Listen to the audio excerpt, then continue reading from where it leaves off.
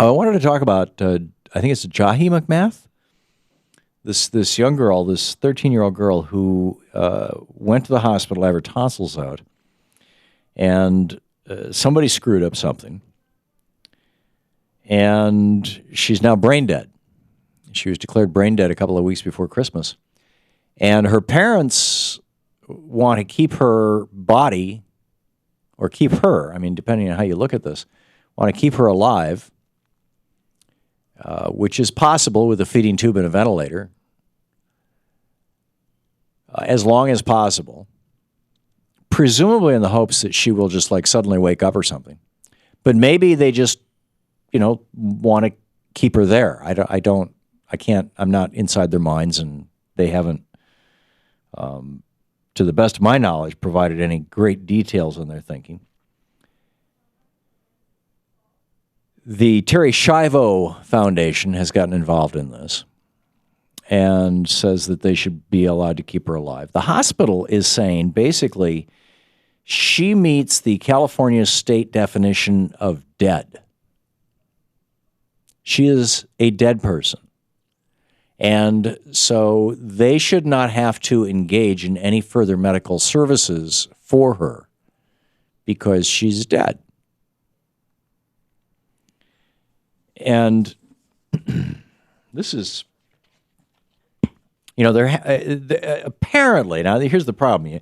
You go looking for stories of people who've been declared brain dead and then woke up, and what you get is stuff like from Breitbart and the Straits Times in Singapore. Not exactly the most credible sources. Huffington Post had one.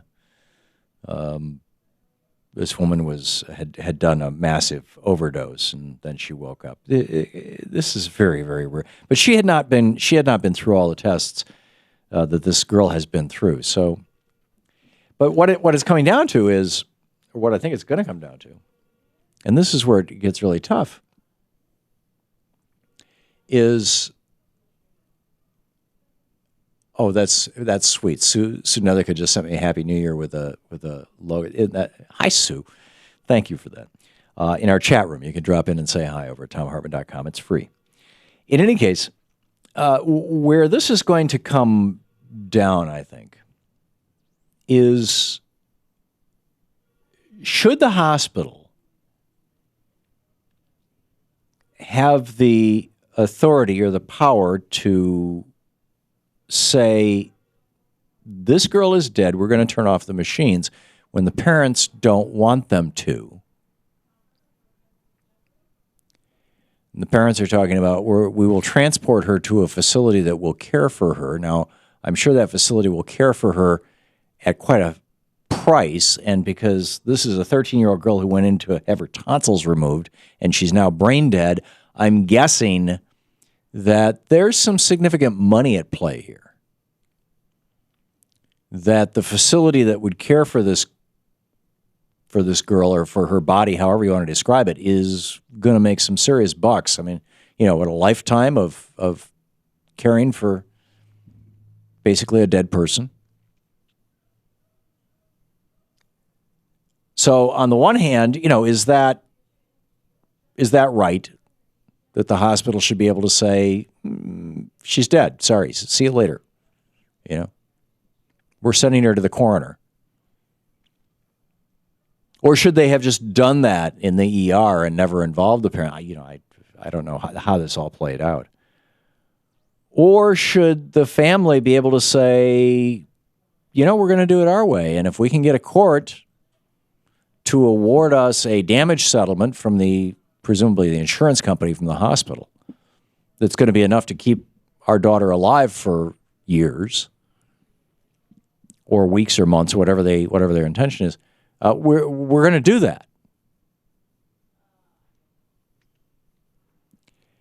And I think I could probably argue either side of that, although common sense, my personal sensibility, let's say. I don't think it's necessarily common sense, but my personal sensibility is that if it were me, and Louise and I had this conversation this morning, She said, if I'm ever brain dead, pull the plug, please. And I said, yeah, ditto. Same here. I would not want her to have to spend the rest of her life fretting about, whether I'm getting bed sores or whatever. And when there's no me there, But on the other hand, I'm the parent of 3 children, and if it was my own kid and there was even 0.001% hope, and the hospital's insurance would pay for it, might I not say, well, let's hang on there? I mean, this is one of those never walked a mile in their shoes, so I don't know things. I find it fascinating.